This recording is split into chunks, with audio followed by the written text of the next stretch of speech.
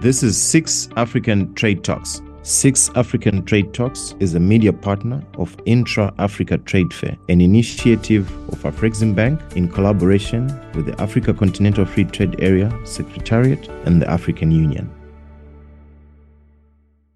Welcome to Six African Trade Talks. In this episode, our guest is Ashit Shah. Ashit is from the automotive sector. He is the automotive sector chair of the Kenya Association of Manufacturers.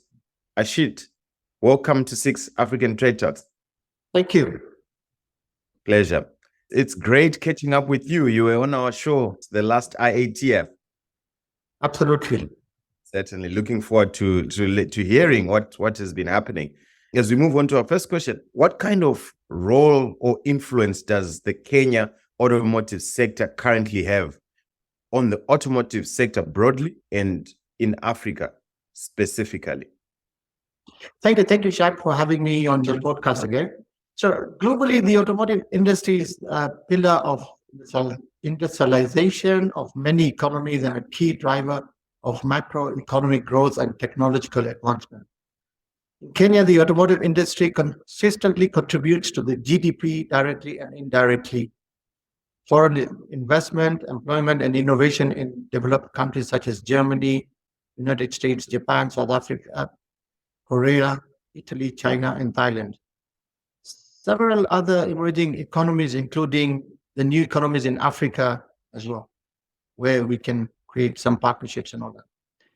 Kenya is among the top tier countries with fairly developed automotive industry within Africa.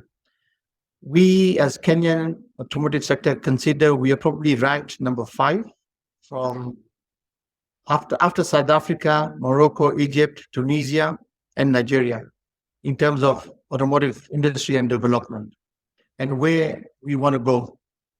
We actually put Kenya as one of the potential hubs within Africa in terms of creating and developing the automotive industry. In Kenya, the automotive sector is made up of 4 subsectors, and some of them are the automotive parts manufacturing sector, motorcycle assemblers, which is growing very fast in Kenya. We have the motor vehicle assemblers. We have the bus bodybuilders, which are basically they build buses and assemble and manufacture buses for passengers. We have the truck bodybuilders. And we are currently in the process of creating a new subsector, which is basically for e-mobility and how do we drive the e-mobility industry in Kenya. Thank you. Interesting. There are a number of things that we're going to touch about Kenya, but Kenya is definitely an interesting market. Are there specific capabilities or areas of strength that you could highlight? I know you've touched all the sectors, but is there one specific area that you would feel that it would be the backbone of your industry and the growth of your industry?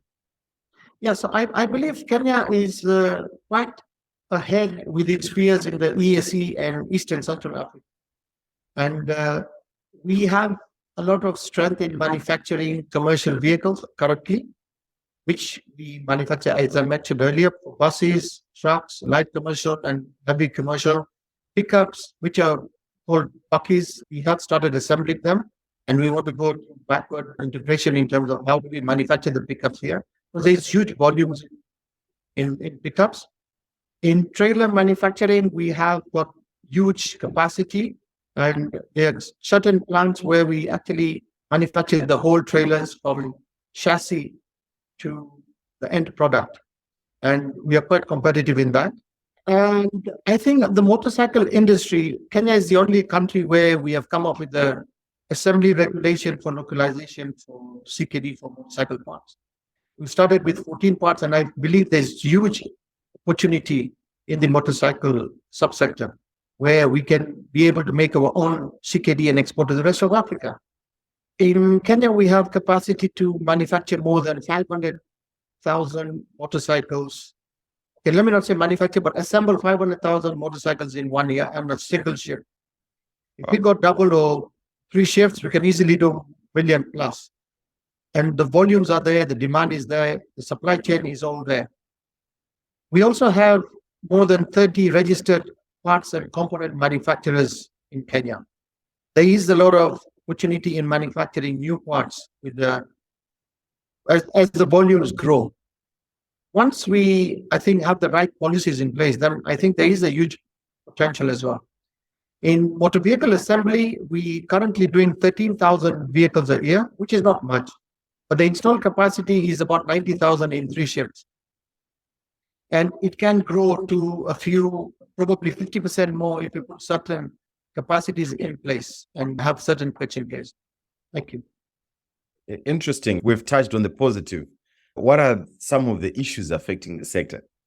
Wow, okay, that's a difficult one, right? The future outlook for the automotive sector is quite positive. And with the emerging markets in AFCFTA, national and regional policy framework, I think getting everybody together and everybody to agree is quite challenging, I'm saying. I think the major threat we see. And whatever we've developed in the automotive industry, the moment we go into AFCFTA, I think we have to be quite competitive and see what kind of incentives and we need from government and all that, and policies which we need from government and all that. The main area to grow, I think, is once we develop the component manufacturing in Kenya, then I think we have we can be very competitive in terms of competing with the rest of Africa and globally as well. And I think under the AFCFTA, on a trial, we have exported batteries to Ghana under the AFCFTA regime. And that has seemed quite positive and all that. And although we have their own challenges in terms of logistics and transport, which we are trying to sort out and address. But there is a lot of opportunity overall, I would say. Thank you. Thank you. You touched on the AFCFTA. I would like to find out from you, what kind of impact do you believe trading under the AFCFTA will have on your automotive ambitions? I know you've already exported to Ghana. How do you see it expanding? So I find there's a lot of opportunity in terms of component manufacturing and exporting to the rest of African countries and creating partnerships in terms of distribution and creating your routes to market in the rest of the African countries. And Kenya being, I think, placed number 5, I think we have a huge opportunity in Africa and exporting to, I think, we visit 54 countries. And imagine a population or a demand of 5 million vehicles in Africa, the potential demand of vehicles. And the vehicle population would just grow incredibly. And look at the components used for after sales would be huge in terms of consumables and all that. So there's a huge opportunity in terms of, we talk about filters, we talk about batteries, we talk about after sales parts and consumables, oils, lubricants, radiator coolants, and the whole consumable side. And I think there's huge opportunities in all that.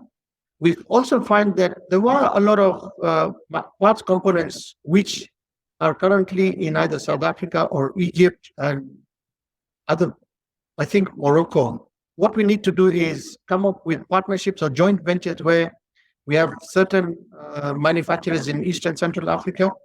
We then have certain partnerships within West Africa. And then how do we all work in synergy? And then I think that is the most important, instead of competing with each other.